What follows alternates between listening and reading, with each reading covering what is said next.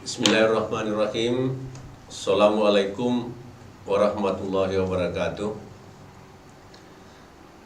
Anak-anakku sekalian yang saya hormati, pada siang hari ini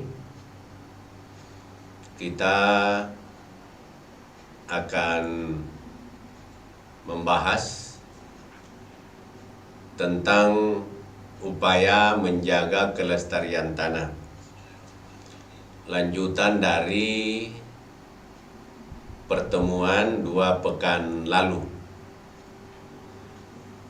Tetapi sebelum kita membahas materinya, saya sebagai penanggung jawab IPA Biologi kelas 9 kembali memberikan apresiasi kepada anak-anakku sekalian yang sudah mengerjakan tugas LKPD-nya, sehingga saya bisa periksa dengan baik. Kepada anak-anakku sekalian, apabila ada penyampaian dari wali kelas tentang nilai yang kosong, maka saya mengharapkan sama anak sekalian untuk bisa menghubungi saya secara pribadi. Contohnya ada beberapa orang dari kelas 9A yang begitu disampaikan oleh wali kelasnya dan nilainya kosong, dia cek saya, menanyakan kenapa bisa kosong. Nah, saya sudah jawab, sudah menyampaikan kepada siswa bersangkutan. Ini agar supaya nilai-nilai yang anak-anakku sekalian akan peroleh pada akhir pembelajaran adalah nilai-nilai yang betul-betul bisa diharapkan, bukan nilai yang tidak bisa diharapkan. Baiklah anak-anakku sekalian, pada kesempatan kali ini atau pertemuan kita hari ini, kita akan membicarakan atau membahas tentang apa upaya kita agar supaya tanah itu tetap lestari. Dari slide yang nampak, anak-anakku sekalian, ada 4 poin usaha atau upaya yang kita harus lakukan agar supaya tanah yang kita tempati hidup ini untuk beraktivitas bisa lestari. Yang pertama, kita harus berupaya untuk mencegah terjadinya erosi. Kemudian yang kedua, kita berupaya menerapkan pergiliran tanaman. Kemudian yang ketiga, kita harus berupaya mengurangi menggunakan pupuk kimia atau pupuk buatan. Dan yang keempat adalah menggalakkan 3R, yaitu reuse, recycle, dan reduce. Inilah 4 poin yang insya Allah dalam beberapa menit ke depan kita akan membicarakan atau menjelaskan secara singkat, dan kembali Bapak mengharapkan agar anak-anakku sekalian bisa lebih rajin lagi membuka buku paketnya, karena materi ini semuanya ada di dalam buku paket. Baiklah anak-anakku sekalian, yang pertama adalah mencegah terjadinya erosi tanah. Apa itu erosi? Erosi adalah suatu peristiwa pengikisan tanah oleh pergerakan air atau pergerakan angin.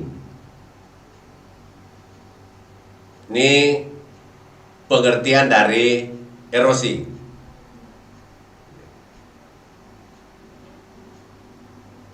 Langkah-langkah yang dapat dilakukan untuk mencegah terjadinya erosi adalah melakukan penghijauan atau reboisasi.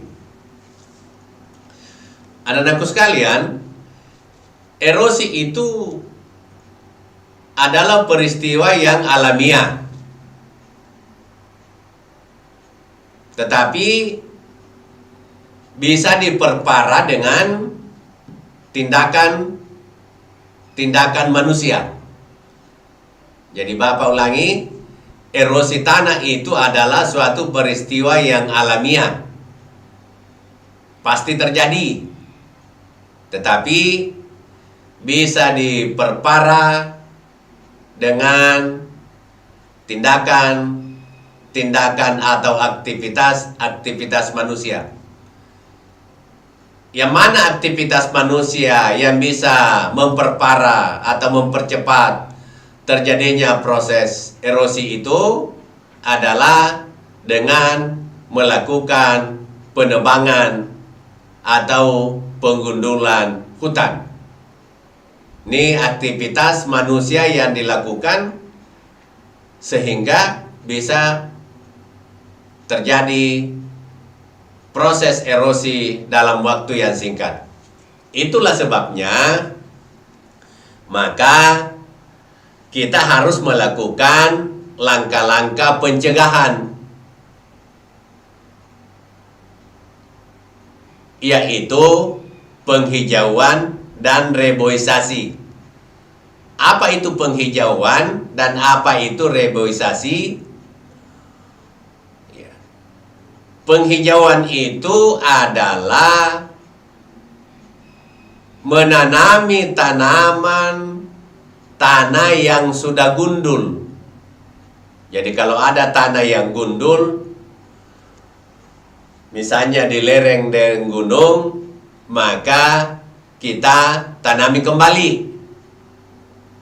Itu namanya penghijauan.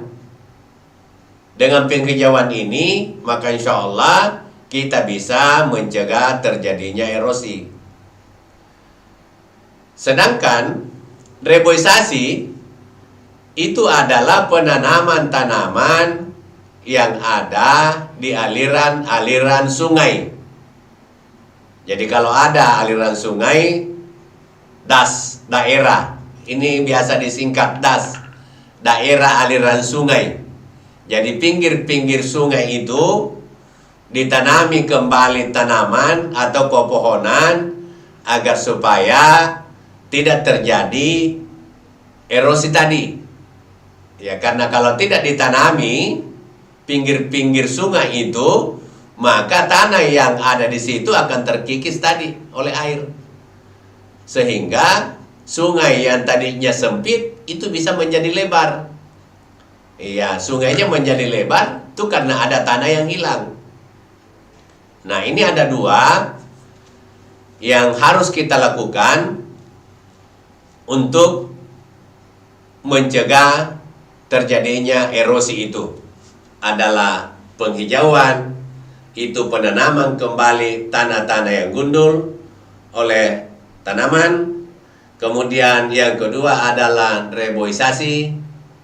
Reboisasi adalah penanaman tanaman di daerah aliran sungai, daerah DAS, singkatan dari daerah aliran sungai. Pinggir-pinggirnya itu ditanami tumbuhan. Kemudian dari slice yang muncul ini adalah penghijauan karena tanah gundul. Ada slice, coba diperhatikan itu slice-nya itu. Ya. Itu penghijauan itu. Karena menanam tanaman pada tanah yang gundul. Nanti kalau ada yang menanam tanaman di pinggir-pinggir sungai, itu masuk kategori reboisasi. Tapi slide-nya tidak ada.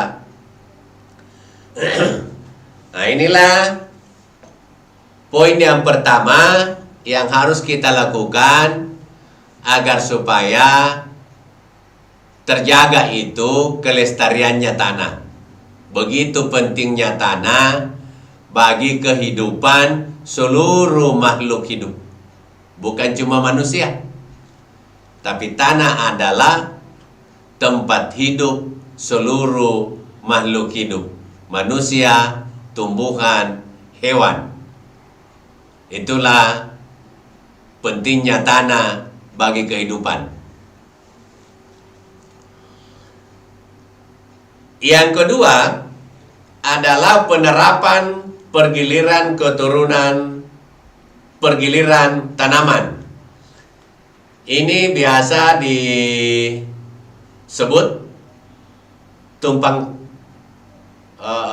bukan tumpang sari. Nih. Dengan pergiliran tanaman, ketersediaan unsur-unsur hara dapat terjaga. Keuntungan lainnya, perkembangan hama dan penyakit dapat dicegah. Contohnya, tanah pertanian yang tahun ini karena musim hujan, misalnya kita tanami padi.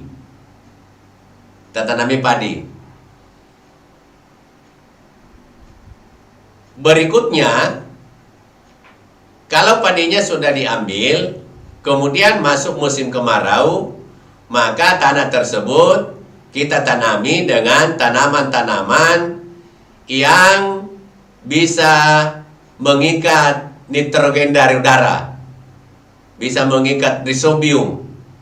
Tanaman itu adalah kacang hijau, kacang kedelai, buncis. Ini adalah tanaman yang pada akarnya itu ada rhizobium yang hidup di situ. Terjadilah namanya simbiosis. Ya. Jadi pada akar kacang-kacangan itu ada rhizobium atau bakteri. Rhizobium ini bakteri, ya, yang hidup pada akar kacang-kacangan. Apabila sudah ada rhizobium yang hidup pada akar tumbuhan tersebut, maka tanah di sekitar itu akan menjadi subur. Karena rhizobium ini mampu mengikat nitrogen dari udara. Nah, itu tadi. Oleh karena itu, maka setiap jenis tanaman itu memerlukan unsur-unsur hara tertentu. Sehingga kalau suatu tanah pertanian hanya ditanami satu jenis tanaman saja, maka unsur-unsur hara itu yang dibutuhkan oleh tanaman tadi itu akan berkurang. Sementara unsur hara yang lain akan tersedia banyak. Tetapi unsur hara itu tidak dibutuhkan oleh tanaman tadi. Karena setiap tanaman memerlukan unsur-unsur hara tertentu. Unsur hara ini ada unsur hara makro, mikro. Semua sangat dibutuhkan oleh tanaman. Hanya makro itu dibutuhkan dalam jumlah yang banyak, mikro itu dibutuhkan dalam jumlah sedikit. Tetapi sekalipun dibutuhkan sedikit, kalau itu kurang, maka juga akan berakibat pada tanaman tersebut. Jadi, sebagai seorang petani, kalau mau mengawetkan kelestarian tanahnya itu, mau menyediakan tersedianya unsur-unsur hara terjaga dalam tanah, maka dia harus melakukan penerapan pergiliran tanaman. Pergiliran tanaman. Lain lagi kalau istilah tumpang sari. Iya. Satu areal tanah dalam satu musim bisa ditanami dua jenis tanaman, tetapi berbeda, tanamannya berbeda tingginya, ya, berbeda pengambilan hasilnya. Misalnya tanah perkebunan yang ditanami tanaman kacang tanah misalnya, itu bisa ditumpang sari dengan tanaman jagung. Bisa. Itu namanya tanaman tumpang sari. Dua jenis tanaman yang kita tanam dalam satu area. Tetapi dia berbeda dari sisi ketinggian. Kan tanaman kacang tanah kan agak pendek. Tanaman kacang jagung ini agak tinggi. Jadi berbeda ketinggian. Dan juga berbeda dari sisi pengambilan hasil. Jagung lebih cepat diambil hasilnya dibanding dengan kacang tanah. Itu namanya tumpang sari. Ya.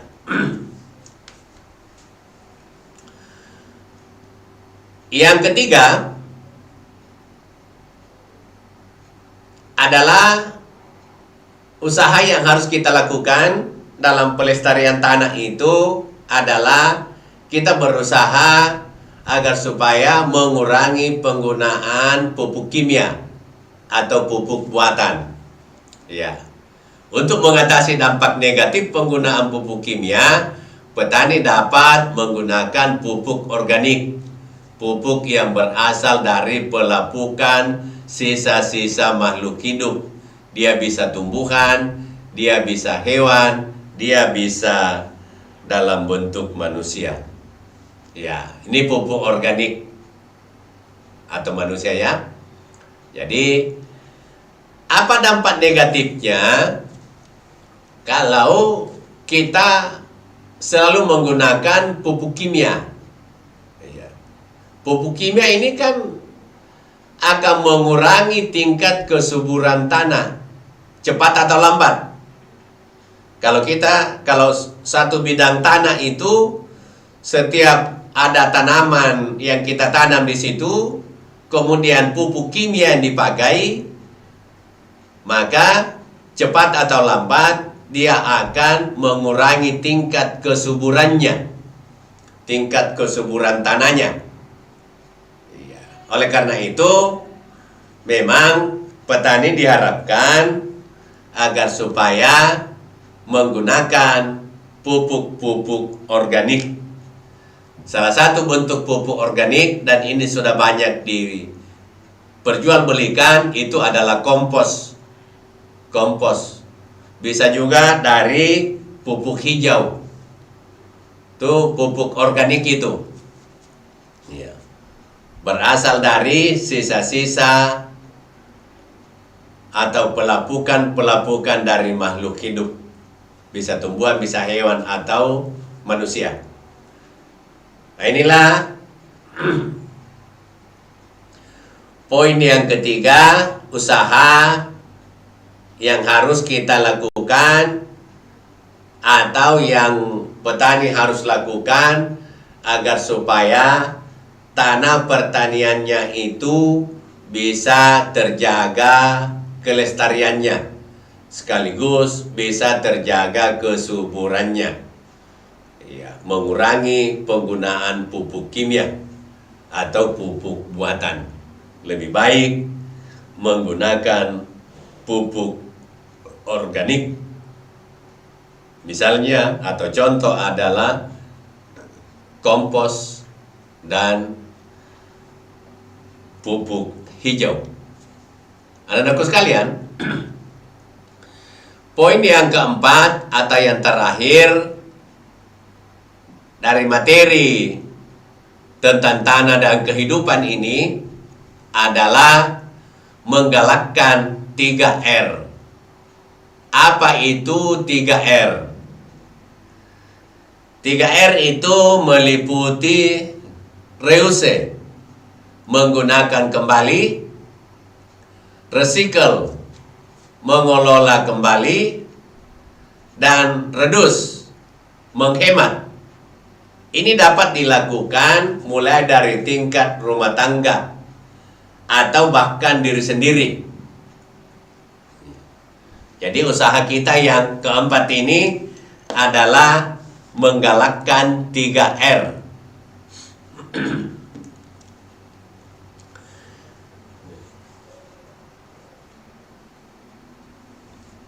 Yang pertama tadi adalah reuse, menggunakan kembali.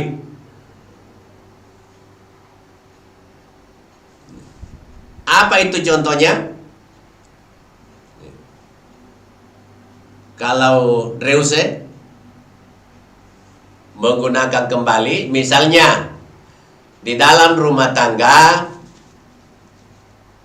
atau ibu-ibu rumah tangga, dia memilih lap atau serbek kain dibanding dengan tisu.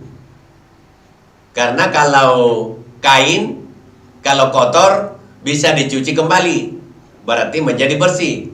Kalau situ sekali pakai, itu adalah reuse, menggunakan kembali.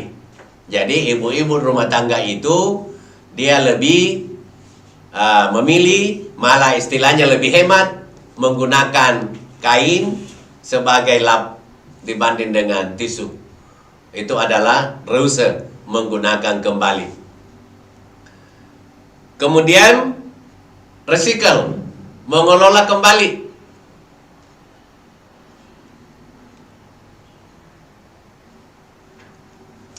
Mengelola